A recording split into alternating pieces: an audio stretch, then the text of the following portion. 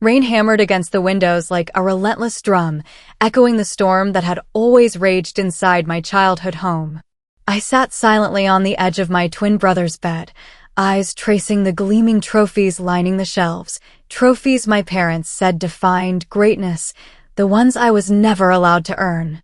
My fingers brushed the smooth wood of his desk as he laughed, the sound sharp and cruel, and I realized for the first time that I wasn't just different, I was invisible.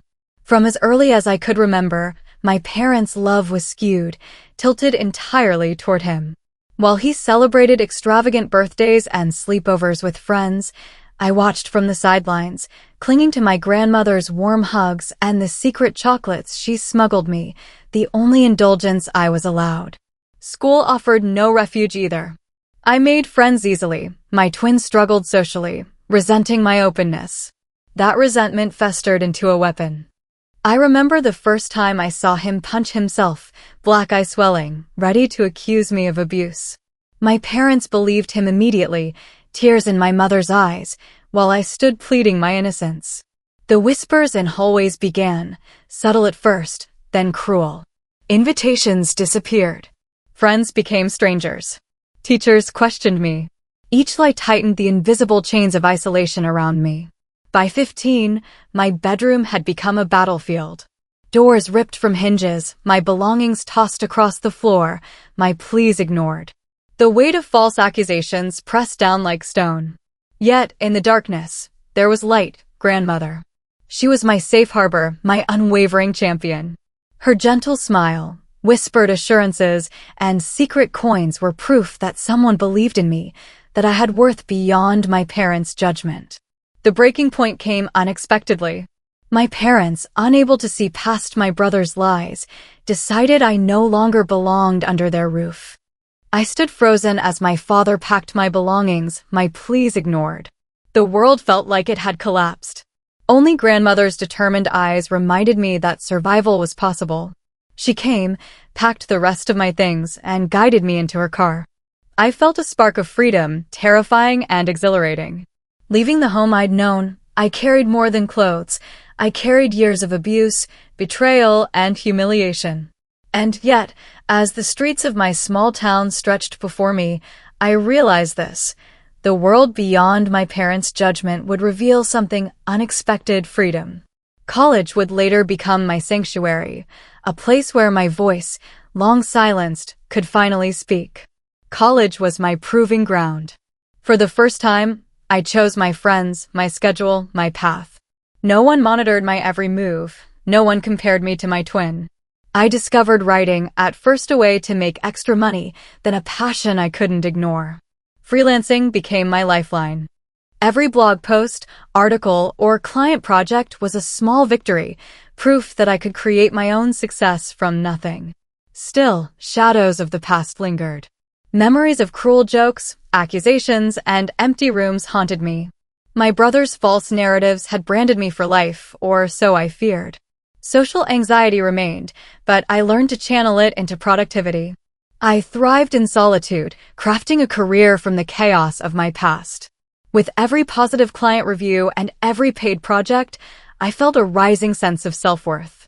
I traveled, explored new cities, and slowly began to enjoy life outside the cage of my childhood. Yet, even as I flourished, a small voice reminded me of unfinished business. My parents and brother had wronged me, and the world needed to know the truth, not for revenge, but for closure. By my mid-20s, I had established myself as a respected content writer. Invitations for seminars and online workshops arrived. Each talk, each presentation, each Instagram post was a subtle assertion. I survived. I thrived. And the boy who had haunted my childhood with lies was powerless to touch me. But life has a way of demanding reckoning. One afternoon, after a successful TV appearance and glowing social media recognition, the calls came. My parents. The first real contact in years. Their words were syrupy, congratulatory, but beneath it lay expectation. They wanted money, help with house renovations, support for a life they had neglected to give me. Shock and anger surged. After all they had done, years of emotional neglect, public humiliation, and false accusations, they dared ask me to financially support them? I could have said no and walked away.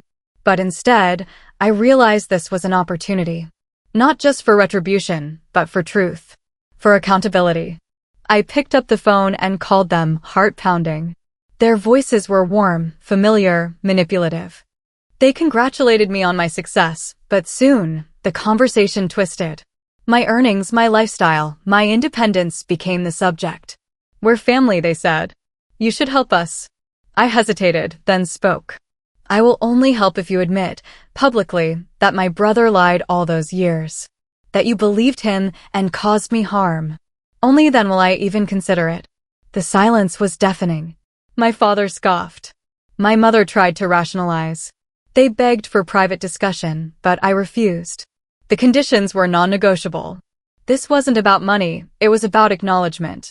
Years of abuse could not be erased, but at least accountability could be demanded. Then came the bombshell, my brother's text.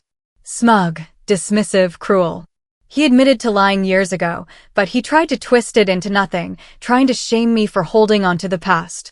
He mocked my independence, my unmarried status, and even my refusal to financially support them. The audacity cut deep.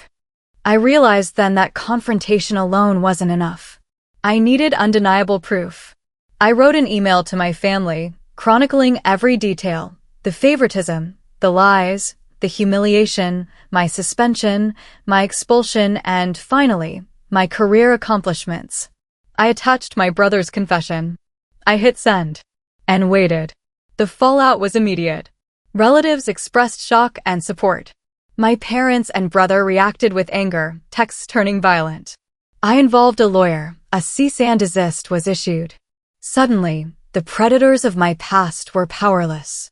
My grandmother, ever my anchor, stood by me unwaveringly. The tension escalated as word of my email spread. Family gatherings became battlegrounds. My parents faced criticism, cousins whispered apologies, and my brother's carefully constructed image began to crumble. The public acknowledgement of his lies shook him. Meanwhile, I continued building my career. Seminars, workshops, and TV appearances reinforced my independence. I realized that success itself was my weapon, proof that I had overcome years of neglect, betrayal, and isolation. The climax loomed not in confrontation, but in watching truth ripple through my family network. Every cousin, aunt, and uncle who reached out to support me strengthened my resolve. My parents' frantic attempts to reach me were futile. They had no leverage, no moral ground, no narrative left intact. I allowed myself a moment of clarity. This was no longer about revenge.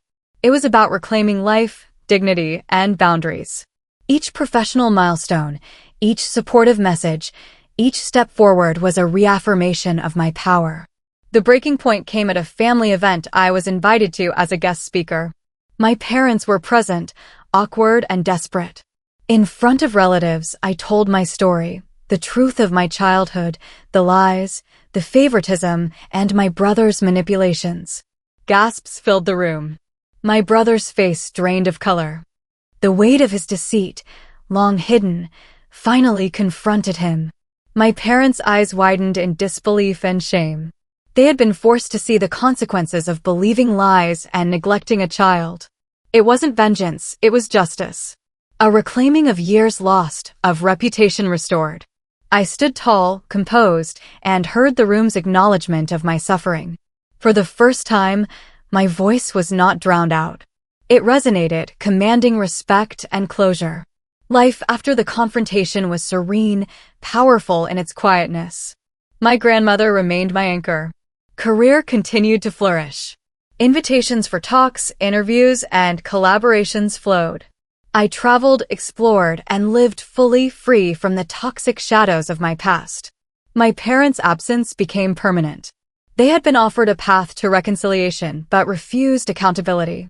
My brother attempted minor contact, but remained isolated, powerless without manipulation. The email, the lawyer, and the public acknowledgement had set boundaries that would last a lifetime. I learned to thrive not despite the past, but because of it. Each challenge, each betrayal, Each tear fueled resilience. I spent weekends with my grandmother, shared stories, planted flowers, and embraced the life I had carved for myself. As I looked back, I realized freedom wasn't just physical, it was emotional, professional, and moral. I had survived, I had succeeded, and I had reclaimed my narrative. And in the quiet moments, sitting in my home far from their judgment, I smiled. The girl who had been silenced, humiliated, and exiled was finally heard, and she had no one to answer to but herself.